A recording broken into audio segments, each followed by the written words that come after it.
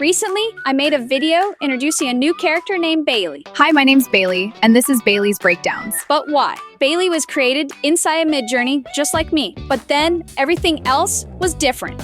I did this on purpose.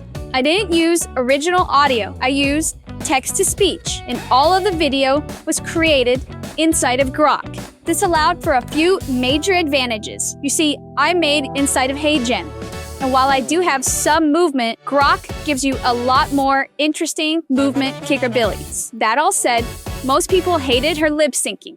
In today's video, I'm going to talk about my best friend Daisy and explain how she made this music video she recently dropped. If you haven't seen it, here's a quick example. But we'll get to that in a minute. Something that is great though, is that Grok allows you to now extend clips from any frame. You can then type in the prompt, the personality, the movement, and what your character says. You can do this in 10-second video generations, almost unlimited at 720p for only $30 a month. That is some remarkable value. Then, if you want to fix the lip syncing, you can then simply pay $10 a month and use Pixverse. Using their speech feature, you can upload your video in 30-second segments and upload your audio, and it will recreate new lip syncing. Here are the before and after examples. In today's video, I'm going to talk about my best friend Daisy and explain how she made this music video she recently dropped. If you haven't seen it, here's a quick example. So if you're keeping up for a low cost, you can now generate long, fully talking AI videos with tons of control, decent quality,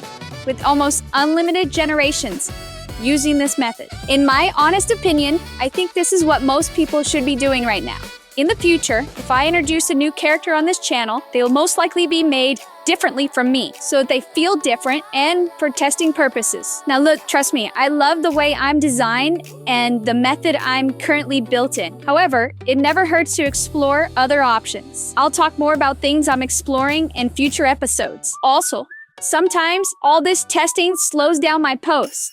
So just understand, if I don't post for a while, it's probably because I'm checking out new material to show you guys. Okay, that's it for me. As always, I hope you guys got some real value out of this, and I'll see you in the next one. Bye!